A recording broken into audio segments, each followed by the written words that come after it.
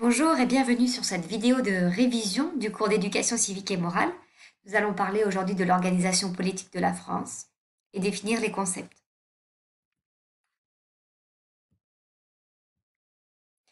D'abord, la France, c'est une république et une démocratie. Pour parler du régime politique de la France, on peut dire que c'est une démocratie, mais aussi une république. La démocratie, c'est un régime politique dans lequel les citoyens participent aux décisions politiques, au moins par le vote.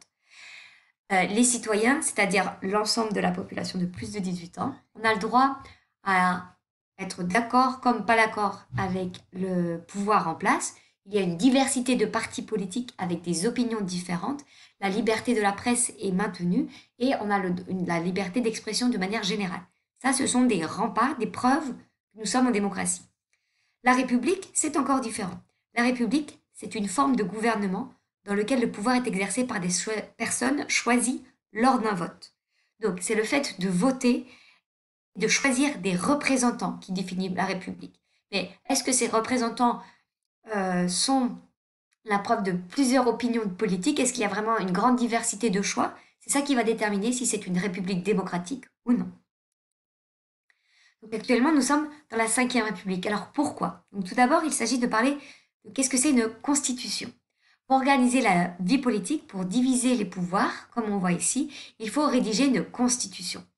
La constitution, ça détermine le pouvoir de chacun. Le président aura tel pouvoir, le parlement aura tel pouvoir, le juge aura tel pouvoir. À chaque fois que la constitution change, qu'on modifie l'organisation des pouvoirs, on commence une nouvelle république. Et depuis 1958, la France est dans la Ve République. Elle a commencé en 1958 et le premier président élu a été Charles de Gaulle. Maintenant, voyons comment fonctionne le vote en France, puisque le vote, c'est ça qui fait que nous sommes en République. Donc déjà, les conditions pour voter sont celles-ci. Il faut être français, de nationalité française. Il faut être majeur, c'est-à-dire avoir plus de 18 ans.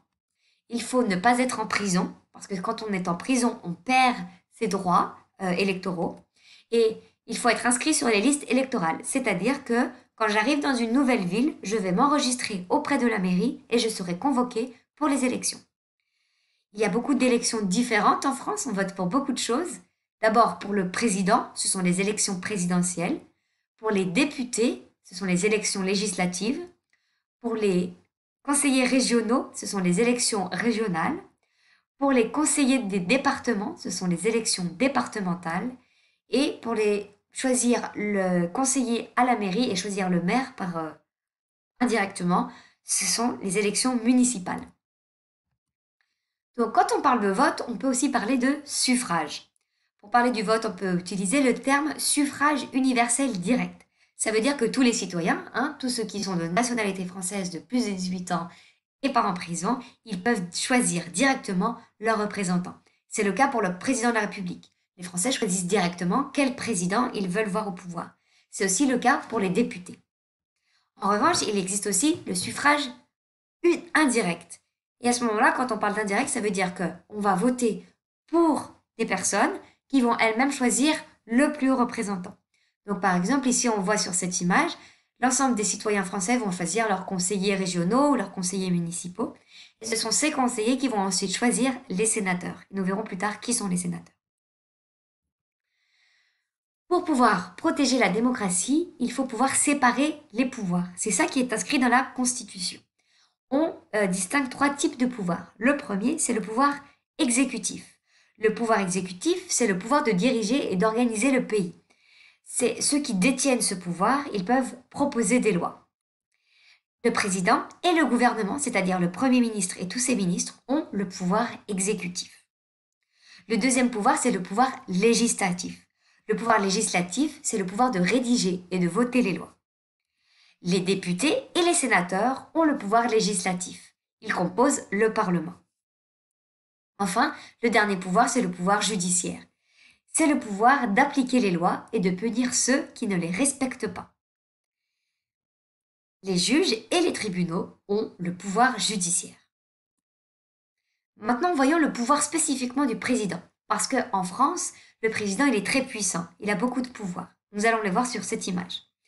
Pour commencer ici, il est le chef des armées et de tous les soldats. C'est-à-dire que si la France décide d'aller en guerre, eh bien, c'est le président qui fait ce choix.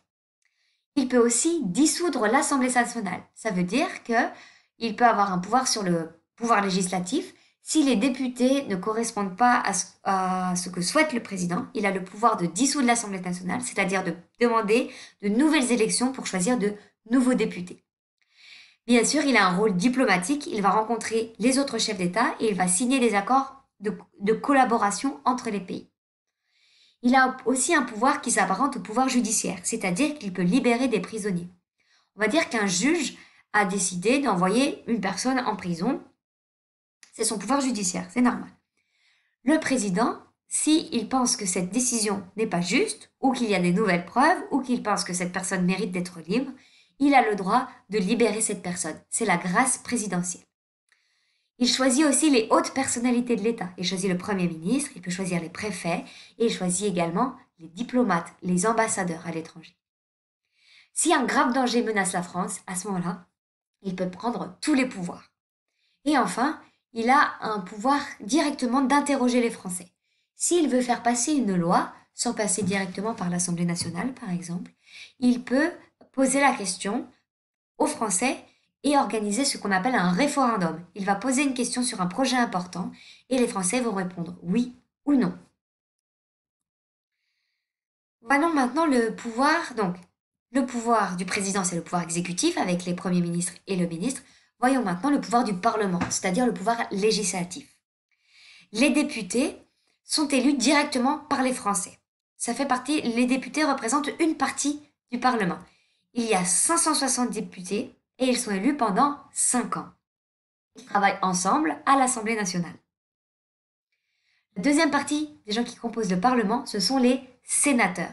Les sénateurs, ils sont élus par les conseillers municipaux, départementaux et régionaux. Ce sont des élections à suffrage indirect. Il y a 348 sénateurs et eux, ils ne sont pas là pour 5, mais pour 6 ans. Ici, vous voyez l'Assemblée nationale où siègent les députés. Vous voyez ici le Sénat où siègent les sénateurs. Ensemble, ils constituent le Parlement. Donc, comment s'articule tout ça? Donc, en vert, nous avons le pouvoir exécutif. En bleu, le pouvoir législatif. En violet, nous avons ici les citoyens, le suffrage universel. Donc, pour revenir au vote, au suffrage universel, les Français choisissent les députés à l'Assemblée nationale et ils choisissent le président de la République. Le président de la République peut directement poser une question aux Français via le référendum. Au suffrage universel, on choisit les conseillers municipaux, régionaux et le maire. Et eux, ils choisissent le Sénat. Voyons maintenant comment ça s'articule. Le président de la République, il nomme le Premier ministre. Le Premier ministre va choisir les autres ministres. Eux, ensemble, ils forment le gouvernement. Le président, il a aussi un contrôle sur l'Assemblée nationale. Il peut la dissoudre. Il peut la faire disparaître. Mais l'Assemblée nationale, en tant que pouvoir législatif, a aussi un contrôle sur le gouvernement. Il peut faire une motion de censure, c'est-à-dire arrêter une loi proposée par le gouvernement. Le Parlement, il est constitué, comme on disait, de l'Assemblée nationale et du Sénat. Les députés semblent à l'Assemblée nationale et les sénateurs sont au Sénat. Ensemble, ils vont discuter des lois. Une loi proposée par le gouvernement va d'abord aller à l'Assemblée nationale, puis retournera au Sénat pour une deuxième lecture et retournera pour finir à l'Assemblée nationale pour une lecture finale et finaliser la loi. Voyons maintenant les symboles de la République française. Le premier symbole, bien sûr, c'est l'hymne national. Notre hymne s'appelle la Marseillaise. Le second symbole, c'est la Marianne. C'est le visage de la République. C'est la mère de tous les Français.